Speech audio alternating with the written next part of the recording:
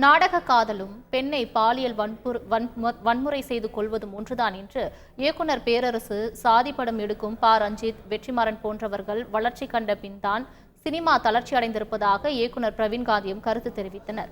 இதுகுறித்து பதிலளித்த இயக்குனர் வெற்றிமாறன், இந்தியா முழுவதும் சாதிய ரீதியிலான அடக்குமுறைகள் இன்றும் இருப்பதாக பதிலளித்துள்ளார்.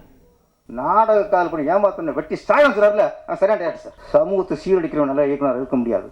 ஒரு இயக்குனர் சமூகத்தை சீர்திருத்த வேண்டும். எங்களுக்கு உங்களுக்காக ஐயர் ஜாதி, உங்களுக்கு தான் தேவர் ஜாதி, உங்களுக்கு தான் பிள்ளை ஜாதி, எங்களுக்கெல்லாம் வரலாற்று பதிவு அது மாத்தாதியார்.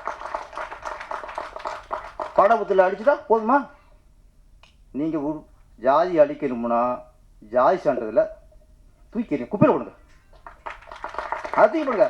என்னைக்கு பள்ளிக்கூடத்தை ஜாதி சான்று இல்லாமல் இருக்கோ அன்னைக்கு ஜாதி ஒழியும். நீ அதை தூக்கி போட்டு அப்புறம் தேவரை தூக்கு, பிள்ளைய தூக்கு, ஐயரை தூக்கு. நான் முதல்ல இந்த ஜாதி படம் எடுக்கிற டைரக்டர்களுக்கு எதிரான எப்போவுமே ஸ்டேட்மெண்ட் கொடுத்துட்டே இருப்பேன். ஜாதியை சொல்லவே கூடாது, ஜாதியை பேசக்கூடாது. இங்கே யார் யார் என்னென்னு எந்த சீட்டில் யார் உக்காந்துருக்கோன்னு யாருக்குமே தெரியாது.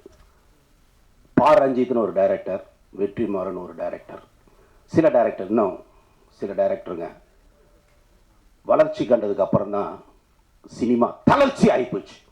சினிமா தளர்ச்சி ஆகிப்போச்சு. என் பக்கத்தில் யாருக்கானு எப்படிங்க எனக்கு தெரியும்? எல்லாரும் சேர்ந்து விசில் அடிக்கிறோம்.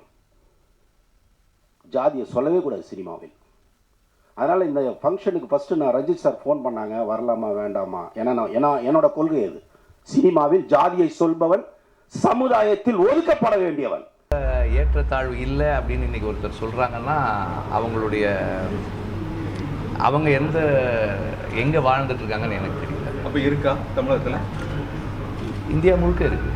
தமிழகத்தில் இருக்குதாங்க, நிறைய சம்பவங்கள் இருக்குது. இன்னும் அது சாதிய கொடுமைகள் இருந்துட்டு தானே இருக்குது, ஏற்றத்தாழ்வுகள் இருந்து தானே இருக்குது, இல்லாமல் இல்லை. செய்திகளை உடனுக்குடன் தெரிந்து கொள்ள உடனே சப்ஸ்கிரைப் பண்ணுங்க.